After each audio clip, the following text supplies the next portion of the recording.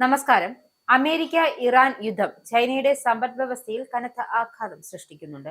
Trump ഭരണകൂടം ഏർപ്പെടുത്തിയ വ്യാപാര നികുതികളെ ചൈന അതിജീവിച്ചു എങ്കിലും മിഡിൽ ഈസ്റ്റ് സംഘർഷം ചൈനീസ് നിർമ്മാണ മേഖലയെയും കയറ്റുമതിയെയും പ്രതിസന്ധിയിലാക്കിയിരിക്കുകയാണ്. ഹോർമോസ് കടലിടുക്കിലെ തടസ്സങ്ങൾ ആഗോള വിതരണ ശൃംഖലയെ ബാധിച്ചതോടെ ചൈനയിലെ ഫാക്ടറികളിലെ ഉൽപാദന ചെലവ് കുതിച്ചുയരുകയും ഓർഡറുകൾ കുറയുകയും ചെയ്തു. ചൈനീസ് സമ്പദ് വ്യവസ്ഥയുടെ നട്ടെല്ലായ കയറ്റുമതി മേഖലയിലെ മാന്ദ്യം സാധാരണക്കാരുടെ ജീവിതത്തെ സാരമായി ബാധിച്ചിരിക്കുകയാണ്. എന്നിരുന്നാലും ആഗോളതലത്തിൽ ഇന്ധനവില വർദ്ധിച്ചത് ചൈനയുടെ ഇലക്ട്രിക് വാഹന മേഖലയിൽ ഗുണകരമാകുന്നുണ്ട്. മാർച്ചിൽ മാത്രം ചൈന 3,50,000 ഇലക്ട്രിക് വാഹനങ്ങളാണ് കയറ്റുമതി ചെയ്തത്. പെട്രോൾ ഡീസൽ വില വർദ്ധിച്ചതോടെ ലോകമെമ്പാടും ചൈനീസ് ഇവികൾ പ്രിയമേർ തുടങ്ങി.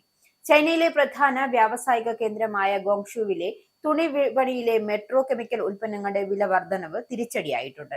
തുണിത്തരങ്ങൾ നിർമ്മിക്കാൻ ആവശ്യമായ അസംസ്കൃത വസ്തുക്കളുടെ വില 20% വർദ്ധിച്ചതോടെ പല വ്യാപാര സ്ഥാപനങ്ങളും നഷ്ടത്തിലാണ് പ്രവർത്തിക്കുന്നത്. ഉൽപാദന ചെലവ് വർദ്ധിച്ചു എങ്കിലും വിദേശ ഉപഭോക്താക്കൾ കൂടുതൽ പണം നൽകാൻ തയ്യാറാകാത്തത് ചെറുകിട വ്യാപാരികളെ പ്രതിസന്ധിയിലാക്കിയിരിക്കുകയാണ്. ഇത് തൊഴിലാളികളുടെ വേതനം കുറയ്ക്കാനും തൊഴിലില്ലായ്മ വർദ്ധിക്കുവാനും കാരണമായി. ഹോസാനിയയിലെ നിർമ്മാണ ഹബുകളിൽ ജോലി ചെയ്യുന്ന തൊഴിലാളികൾ വലിയ ദുരിതത്തിലുമാണ്. മണിക്കൂറിന് വെറും 18 മുതൽ 20 യുവാൻ വരെയാണ് പലർക്കും ലഭിക്കുന്നത്.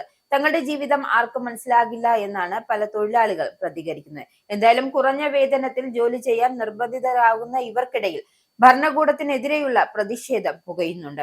എന്നാൽ യുദ്ധം മൂലം മിഡിൽ ഈസ്റ്റിലേക്കുള്ള കയറ്റുമതി തടസ്സപ്പെട്ടത് വലിയൊരു വിപണി നഷ്ടപ്പെടാൻ കാരണമായിട്ടുണ്ട്. മിഡിൽ ഈസ്റ്റിലേക്ക് പോകേണ്ട നൂറുകണക്കിന് വാഹനങ്ങൾ നിലവിൽ ചൈനീസ് തുറമുഖങ്ങൾ കെട്ടിക്കിടക്കുകയാണ്. മിഡിൽ ഈസ്റ്റിലെ സംഘർഷം ഉടൻ അവസാനിക്കണമെന്നാണ് ബീജിംഗിന്റെ ആവശ്യം. ഇറാനെ ചർച്ചാമേശയിലേക്ക് എത്തിക്കാൻ ചൈന നയതന്ത്ര സമ്മർദ്ദം ചെലുത്തുന്നുണ്ട്.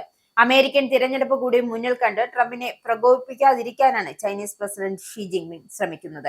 മെയ് മാസത്തിൽ നടക്കാനിരിക്കുന്ന ഉച്ചകോടിയിൽ യുദ്ധം അവസാനിപ്പിക്കാനുള്ള നിർണായക തീരുമാനങ്ങൾ ഉണ്ടാകുമെന്നാണ് ചൈന പ്രതീക്ഷിക്കുന്നത്. യുദ്ധം മൂലം അമേരിക്കയുടെ ആഗോള സ്വാധീനം കുറയുന്നത് ചൈനയ്ക്ക് താല്പര്യമുള്ള കാര്യമാണ് എങ്കിലും അസ്ഥിരമായ ഒരു അമേരിക്കൻ ഭരണകൂടം ആഗോള വ്യാപാരത്തിന് ഗുണകരമാകില്ല എന്ന കാര്യം ചൈന തിരിച്ചറിയുന്നു. അതുകൊണ്ട് തന്നെയാണ് മിഡിൽ ഈസ്റ്റിലെ സമാധാന ശ്രമങ്ങളിൽ ഒരു മധ്യസ്ഥന്റെ റോളിലേക്ക് ചൈന മാറുന്നത്. സൗദി അറേബ്യ, UAE തുടങ്ങിയ രാജ്യങ്ങളുമായി ചൈന ചർച്ചകൾ സജീവമാക്കിയിട്ടുണ്ട്. ഗങ്ഷോയിലെ കാന്റൂൺ ഫെയറിൽ പ്രദർശിപ്പിച്ചിരിക്കുന്ന അത്യാധുനിക സാങ്കേതിക വിദ്യകളും റോബോട്ടുകളും ചൈനയുടെ ഭാവിയിലേക്കുള്ള ചുവടുവയ്പായാണ് ബീജിംഗ് ഉയർത്തിക്കാട്ടുന്നത്. അമേരിക്ക യുദ്ധത്തിൽ ഏർപ്പെടുമ്പോൾ ചൈന സാങ്കേതിക വിദ്യയിൽ മുന്നേറുന്നു എന്ന സന്ദേശമാണ് അവർ നൽകുന്നത്. എന്നാൽ താഴെത്തട്ടിലുള്ള തൊഴിലാളികളുടെ ദുരിതം ചൈനയുടെ ഈ മുന്നേറ്റത്തിന് മങ്ങലേൽപ്പിക്കുകയാണ്. ആഗോള എണ്ണ വിപണിയിലെ ചാഞ്ചാട്ടം ചൈനയുടെ പുനരുപയോഗ ഊർജ മേഖലയ്ക്കുള്ള മാറ്റം വേഗത്തിലാക്കുന്നുണ്ട്.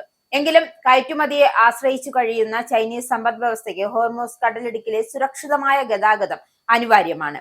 യുദ്ധം നീണ്ടുപോയാൽ അത് ചൈനയുടെ ആഭ്യന്തര സ്ഥിരതയെ പോലും ബാധിക്കാനിടയുണ്ട്. നയതന്ത്ര തലത്തിൽ ചൈന കരുത്തുറ്റ നീക്കങ്ങൾ നടത്തുന്നുണ്ട് എങ്കിലും സാമ്പത്തിക മാന്ദ്യവും തൊഴിലില്ലായ്മയും ഷി ജിൻപിങ് ഭരണകൂടത്തിന് വലിയ വെല്ലുവിളിയാണ് ഉയർത്തുന്നത്. യുദ്ധം അവസാനിപ്പിക്കാൻ അമേരിക്കയേക്കാൾ കൂടുതൽ നിലവിൽ ചൈന ആഗ്രഹിക്കുന്നു എന്നതാണ് വാസ്തവവും. മെയ് മാസത്തിലെ ഉച്ചകോടിയിൽ ചൈന സാമ്പത്തിക ഭാവിയിൽ നിർണായകമാകും. എന്തായാലും യുദ്ധം എത്രയും വേഗം അവസാനിക്കണം എന്നതാണ് ചൈനയുടെ തീരുമാനം, അല്ലെങ്കിൽ ചൈനയുടെ ആഗ്രഹവും.